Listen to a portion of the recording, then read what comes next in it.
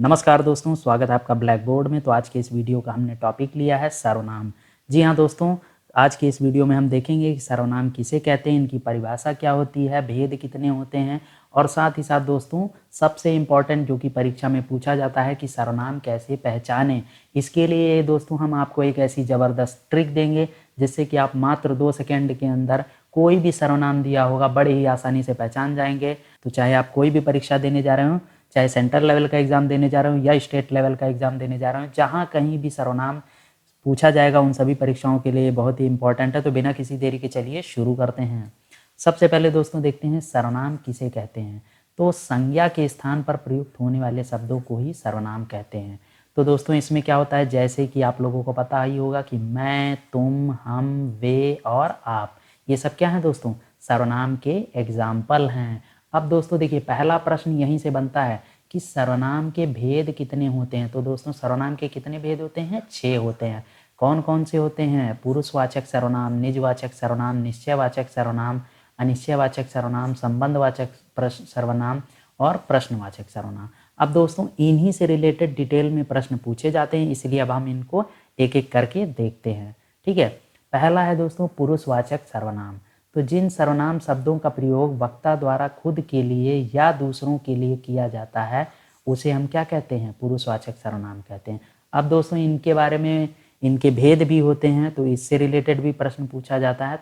तो यहाँ से एक प्रश्न और बनता है कि पुरुषवाचक सर्वनाम के कितने भेद होते हैं। तो दोस्तों कितने होते हैं? 3 होते हैं। कौन कौन से होते हैं? पहला है उत्तम पुरुष, जिसे प्रथम पुरुष भी कहते हैं। दूसरा है मध्यम पुरुष, तीसरा है आपका अन्य पुरुष। तो इन तीनों से रिलेटेड भी प्रश्न पूछे जाते हैं। इनको अब हम एक एक करके डिटेल में देखते हैं कि कैसे पहचानना है आपको। उत्तम पुरुषवाचक, तो जिस सर्वनाम का प्रयोग बोलने वाला अपने लिए करे उसे उत्तम पुरुषवाचक सर्वनाम कहते हैं। तो दोस्तों अक्सर लोग इसी में ज़्यादा कंफ्यूज होते हैं कि उत्तम में क्या होगा, मध्यम में क्या होगा, अन्य में क्या होगा। लेकिन एक मैं अब आपको इसकी ट्रिक बताता हूँ याद करने की, कि उत्तम आदमी किसको मानता है? स्वयं को मानता है भैया, स्वयं को मानता है। जहाँ कहीं भी उत्तम की बात आती है कि सर्वश्रेष्ठ कौन है, तो अपने आप को लोग बताते हैं। इसीलिए इसमें मैं, हम, मुझे और हमारा, ये सब कहाँ पे आते हैं? उत्तम पुरुषवाचक के उदाहरण हैं। ठीक है, अब देखिए दोस्तों, जैसे हमारा बगीचा बहुत सुंदर है, तो ये क्या कर रहे हैं? आप अपने बारे में बता रहे हैं कि हमारा बगीचा बहुत सुंदर है, मतलब स्वयं की बड़ाई कर रहे हैं। और जहाँ कहीं भी स्वयं की बड़ाई हो, स्वयं के बारे में हो, वो सारे एग्जाम्पल किसके होंगे? उत्तम पुरुषवाचक के होंगे। जैसे मैं प्रतिदिन ऑफिस जाता हूँ, तो यहाँ पर किसकी बात हो रही है? मैं की बात हो रही है। और मैं कौन होता है? उत्तम होता है, क्योंकि अपने आप को स्वयं को आदमी उत्तम ही मानता है। अब देखिए, मैंने आज भोजन नहीं किया, तो यहाँ पे किसकी बात हो रही है? खुद की बात हो रही है, आपकी बात हो रही है। तो आप अपने आप को सर्वश्रेष्ठ यानी कि उत्तम मानते हैं, तो ये भी क्या हो जाएगा? उत्तम पुरुषवाचक का उदाहरण हो जाएगा। अब दोस्तों इस फोटो से समझिए कि क्या है। जैसे देखिए यहाँ पर 2 लड़के बालक जो हैं वो बात कर रहे हैं, तो ये मैं हो गया। ठीक है, ये मैं हूँ और ये कोई दूसरा व्यक्ति है जिसके साथ में मैं बात कर रहा हूँ। तो इसको समझिए कि उत्तम पुरुषवाचक कैसे। जैसे देखिए, मैं खुद अपने आप को तो हमेशा उत्तम मानता ही हूँ, तो इसीलिए उत्तम हो जाएगा। लेकिन जिस आप बच्चे के साथ में बात कर रहे हैं वो कौन हो जाएगा? उससे जब भी आप बात करते हैं तो तू, तुम, इस तरीके से बात करते हैं ना, तो वो दूसरा जो होगा वो आपका हो जाएगा मध्यम पुरुष। ठीक है, जिसके साथ आप बगल में बैठ के बात कर रहे हैं। लेकिन जब आप दोनों मिल के किसी तीसरे की बात करें, थर्ड पर्सन की बात करेंगे, तो वो आपका क्या हो जाएगा दोस्तों? अन्य पुरुष हो जाएगा। यही डिफरेंस है इन तीनों में। बहुत ही सिंपल है, इस फोटो से आप समझ गए होंगे कि जो 2 लोग खड़े होकर बात कर रहे हैं, तो पहला कौन होगा? पहला तो वो खुद होगा जो बता रहा है, तो वो तो अपने आप को उत्तम ही मानता है, इसलिए वो उत्तम पुरुषवाचक हो जाएगा। जिसके साथ बात कर रहा है उससे कैसे बात करेगा? तू तड़ाक करके बात करेगा, तो वो हो जाएगा मध्यम पुरुष। और जब वो दोनों मिलकर किसी तीसरे की बात करेंगे तो हो जाएगा अन्य पुरुष। तो अब चलिए एक एक करके डिटेल में देखते हैं, क्योंकि लोग इसमें बहुत ही ज़्यादा कंफ्यूज होते हैं, इसीलिए मैंने आपको ये चीज़ें बताई ताकि आपको ये चीज़ें याद रहें। तो जिस सर्वनाम का प्रयोग वक्ता सुनने वाले व्यक्ति के लिए करता है उसे मध्यम पुरुषवाचक सर्वनाम कहते हैं। जैसे कि तू, तुझे, तेरा, तुम, तुम्हें, तुम्हारा, ये सब आप इस्तेमाल कब करते हैं? जब आपका दोस्त आपके बगल में बैठ के बातें करता है तभी आप करते हैं। अब यहाँ पर दोस्तों आदर सूचक भी होता है, क्योंकि कई बार आप अपने अंकल आंटी के साथ में होते हैं, तो आप वहाँ पर तू तड़ाक नहीं करते हैं, आप वहाँ बात करते हैं आप, आपको, आपका, आप लोग और आप लोगों को।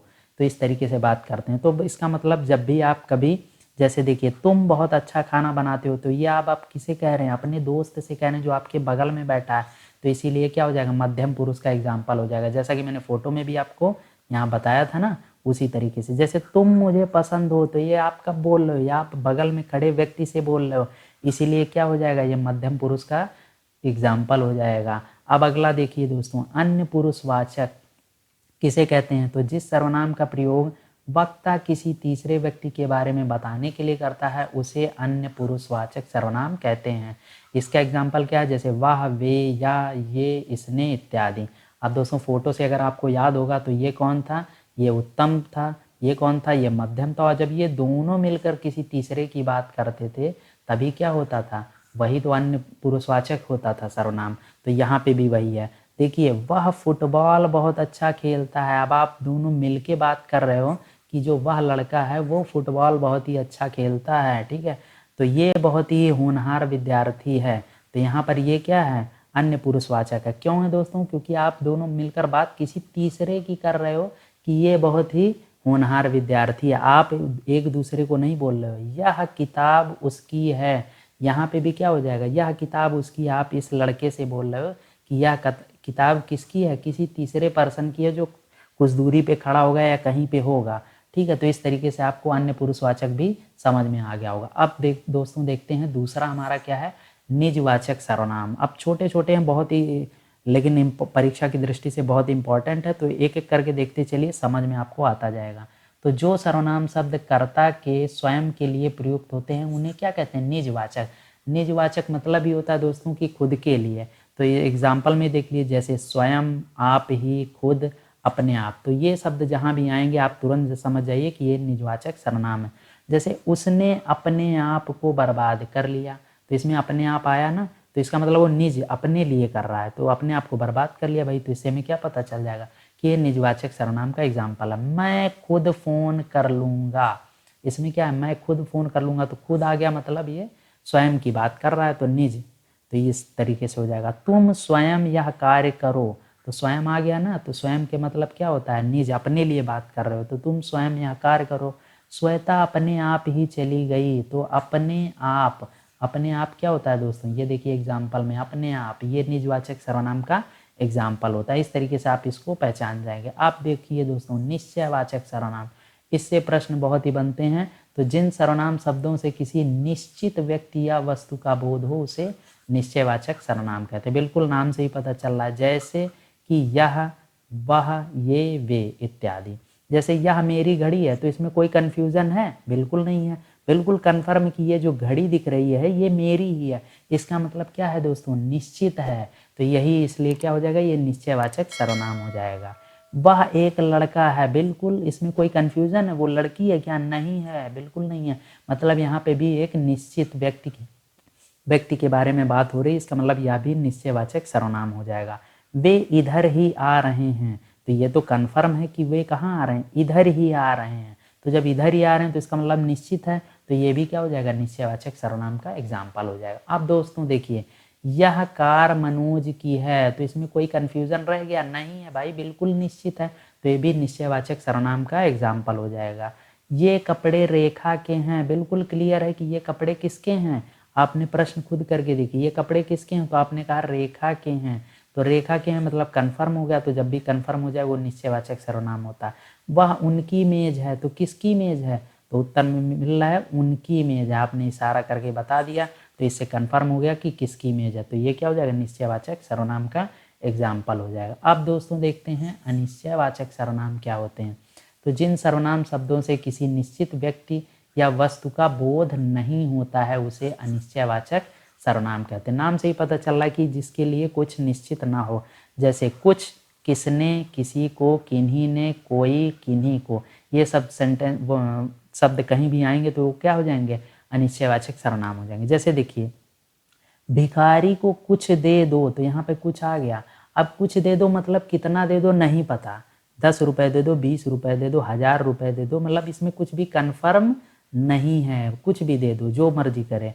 तो इसलिए क्या हो जाएगा? ये अनिश्चयवाचक सर्वनाम का एग्जाम्पल हो जाएगा। कौन आ रहा है? आपने पूछा कौन आ रहा है, मतलब कुछ कन्फर्म नहीं है, तो जब भी कन्फर्म नहीं है तो वो क्या हो जाएगा, अनिश्चयवाचक सर्वनाम हो जाएगा। राम को किसने बुलाया, अब आप पूछ रहे हैं राम को किसने बुलाया, तो ये पता ही नहीं है, तो जब भी कन्फर्म नहीं हो तो वो क्या हो जाएगा, अनिश्चयवाचक सर्वनाम हो जाएगा। द्वार पर कोई खड़ा है, अब द्वार पे कोई खड़ा है लेकिन कौन खड़ा है नहीं पता हमको, तो इसलिए क्या हो जाएगा, ये भी अनिश्चयवाचक सर्वनाम हो जाएगा। जहाँ कहीं भी आपको निश्चित ना हो वो अनिश्चयवाचक सर्वनाम का एग्जाम्पल हो जाएगा। अब अगला देखते हैं दोस्तों, संबंधवाचक सर्वनाम, जिस सर्वनाम से किसी दूसरे सर्वनाम से संबंध स्थापित किया जाए उसे संबंधवाचक सर्वनाम कहते हैं। इससे प्रश्न परीक्षा में बहुत आते हैं। तो जैसे देखिए बहुत ही इम्पॉर्टेंट भी है, जो के साथ में सो, जहाँ वहाँ, जैसा वैसा, जौन तौन। इसको एग्जाम्पल के साथ देखिए, जैसा बोओगे वैसा काटोगे। मतलब अगर हम बिना इसको सिर्फ इतने सेंटेंस को बोलें जैसा बोओगे, तो उसके बाद आपको लग रहा होगा कि आगे भी बोलना पड़ेगा, क्योंकि आपने जब जैसा लगाया तो वैसा बिना लगाए आपका सेंटेंस कंप्लीट नहीं होगा। मतलब कि क्या हो रहा है, संबंध स्थापित हो रहा है कि जैसा बोओगे वैसा ही काटोगे। अब अगला प्रश्न देखिए, जैसा करोगे वैसा भरोगे, तो मतलब जैसे के साथ में वैसा जरूर आना चाहिए, तभी ये सेंटेंस कंप्लीट होगा। अब जिसकी लाठी उसकी भैंस, अब सिर्फ आप अगर यहाँ पर बोलते जिसकी लाठी तो अगला आपसे पूछता कि और आगे क्या है भाई, जिसकी लाठी के आगे भी तो कुछ होना चाहिए, तो इसीलिए आपने उसको संबंध उसका कनेक्ट किया उसकी से, तो जिसकी लाठी उसकी भैंस। इससे आपको पता चल गया कि यह संबंधवाचक सर्वनाम का एग्जाम्पल है, क्योंकि इसमें क्या करते हैं दोस्तों, सर्वनाम जो होते हैं एक सर्वनाम दूसरे सर्वनाम से संबंध स्थापित करते हैं। तो ये जहाँ भी आपको वर्ड मिलेंगे, शब्द मिलेंगे, वो क्या हो जाएगा, आपका संबंधवाचक सर्वनाम का एग्जाम्पल हो जाएगा। अब दोस्तों देखते हैं प्रश्नवाचक सर्वनाम, सबसे इजी है। तो जिन सर्वनाम से वाक्य में प्रश्न का बोध होता है उसे क्या कहते हैं, प्रश्नवाचक सर्वनाम कहते हैं। जैसे कौन, कहाँ, क्या और कैसे। यह पुस्तक किसकी है, तो आपने क्या किया, ये प्रश्न कर रहे हैं, तो ये बिल्कुल प्रश्नवाचक सर्वनाम का एग्जाम्पल हो जाएगा। भारत का प्रधानमंत्री कौन है, तो भैया कौन है बताओ, ये कौन है, प्रश्नवाचक, प्रश्न कर रहे हैं। वह क्या कह रहा था, तो मतलब क्या कह रहा था, आप पूछ रहे हैं, तो जब भी कुछ भी पूछना हो जाए प्रश्नवाचक सर्वनाम का एग्जाम्पल हो जाएगा। तो दोस्तों ये है हमारा आज का प्रश्न आप लोगों के लिए, लस्सी में कुछ पड़ा है। दूसरा प्रश्न है जहाँ चाह वहाँ रहा। तो आपको इन दोनों प्रश्नों का उत्तर आपको बताना है कि ये सर्वनाम के किस भेद से हैं, और उसका उत्तर आप हमें कमेंट में लिखकर बताएं ज़्यादा से ज़्यादा लोग। जिसका भी आंसर सही होगा उसे मैं पिन कर दूंगा, बाकी लोग वहाँ से देख सकते हैं। मुझे नहीं लगता है कि इसका आंसर देने में लोगों को दिक्कत आएगी। मैंने जितना पढ़ाया है उससे आपका ये प्रश्न, आप जो भी प्रश्न करेंगे सर्वनाम का, उसमें कोई भी कन्फ्यूज़न नहीं रह जाएगा। तो इस प्रश्न का उत्तर ज़्यादा से ज़्यादा लोग हमें कमेंट में लिखकर बताएं। तो दोस्तों ये था हमारा आज का सर्वनाम के ट्रिक का वीडियो। मुझे उम्मीद है आप लोगों को पसंद आया होगा। अगर ये वीडियो पसंद आए तो इसे लाइक कीजिए, अपने दोस्तों के साथ इसे ज़्यादा से ज़्यादा शेयर कीजिए, और हमारे इस चैनल ब्लैक बोर्ड को सब्सक्राइब करना बिल्कुल भी मत भूलिए, क्योंकि आने वाले समय में और भी बेहतरीन वीडियोज़ मिलने वाली हैं। ऑलरेडी हमने बहुत से हिंदी टॉपिक के 200 से अधिक वीडियो डाल रखे हैं, तो उन वीडियोज़ को भी उन वीडियोस का लिंक आपको डिस्क्रिप्शन और कमेंट में मिल जाएगा, जहां से जाकर आप उन सभी वीडियोस को देख सकते हैं। तो आज के लिए इतना रखते हैं, मिलते हैं नेक्स्ट वीडियो में, तब तक के लिए धन्यवाद।